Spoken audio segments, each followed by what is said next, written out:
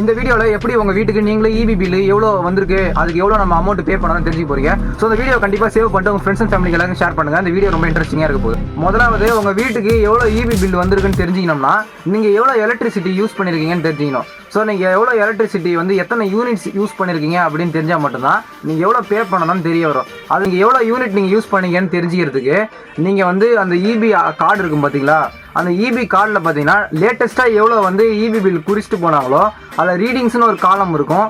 அதில் எவ்வளோ வேல்யூ போட்டுக்குதோ அதை நோட்லையோ இல்லைனா கேல்குலேட்டர்லையோ டைப் பண்ணி வச்சுக்குவாங்க. மேக்ஸிமம் எல்லார் வீட்டில் டிஜிட்டல் வாட் மீட்டர் தான் இருக்கும். அதில் க்ரீன் கலரில் ஒரு ஸ்க்ரீன் இருக்குது பார்த்தீங்களா, அதில் 3 வேல்யூஸ் காட்டும். டைமிங், ரயில்வே டைமிங் காட்டும், அதாவது 24 ஹவர் ஃபார்மேட்டு காட்டும். அப்புறம் இன்னொரு வேல்யூ காட்டும். அப்புறம் பார்த்தீங்கன்னா கிலோ வாட் ஹவர்னு ஒரு வேல்யூ காட்டும்.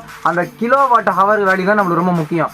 அதில் பார்த்தீங்கன்னா KWHன்னு கட்டி எவ்வளோ வேல்யூ காட்டுதோ அந்த வேல்யூ எடுத்து ஏறி வச்சுக்கோங்க. அதாவது அந்த வாட் மீட்ரு எப்போ யூஸ் பண்ண ஆரம்பித்தாங்களோ, எப்போ அந்த இபி மீட்ரு வந்து ரன் ஆக ஆரம்பிச்சதுலேருந்து எவ்வளோ அந்த வீட்டில் வந்து எலக்ட்ரிசிட்டி யூஸ் பண்ணியிருக்காங்களோ அவ்வளோ யூனிட்ஸ் அதில் வந்து அப்படியே மொத்தமாக அதில் வந்து ஆட் ஆகிட்டே வரும். நம்ம அந்த இபி மீட்டரில் பார்த்த வேல்யூவிலேருந்து நம்ம ஏற்கனவே கடைசியாக எப்போ இபி பில் குறிச்சிட்டு போனாங்களோ அந்த ரீடிங்ஸையும் நீங்கள் மைனஸ் பண்ணிங்கன்னா உங்களுக்கு ஒரு வேல்யூ வரும். இப்போ எக்ஸாம்பிளுக்கு கடைசியாக குறிச்சிட்டு போன வேல்யூ பார்த்தீங்கன்னா 10,115 யூனிட்ஸ்னால் இப்போ உங்களுக்கு 10,485 யூனிட் இருக்குன்னா நீங்கள் மைனஸ் பண்ணிங்கன்னா கிட்டத்தட்ட 370 யூனிட்ஸ் கிடைக்கும். அப்போ 370 யூனிட் நான் யூஸ் பண்ணிக்கிறேன்னு தெரிஞ்சிடுச்சு. ஆனால் நான் வந்து எவ்வளோ அமௌண்ட் பே பண்ணணும் அப்படின்னு நம்ம எப்படி கண்டுபிடிக்கிறதுனா இதுதான் ரொம்ப சூப்பரான ஒரு விஷயம். இந்த டிஸ்பிளேல இப்போ அந்த ஸ்க்ரீனில் காட்டுற அந்த பிக்சரை நல்லா பார்த்துக்கோங்க.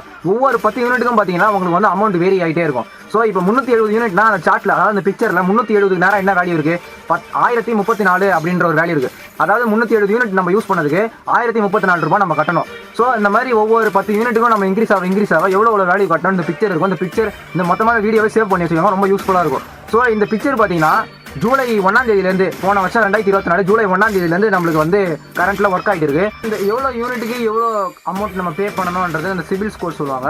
ஸோ இப்போதைக்கு கரண்ட்டாக அந்த சிவில் ஸ்கோர் இந்த வேல்யூ தான். ஒருவேளை இந்த வீடியோ நீங்கள் 2-3 வருஷம் கழிச்சு நீங்கள் பார்த்தீங்கன்னா ஒருவேளை அது மாறி இருக்கவும் வாய்ப்பு இருக்குது.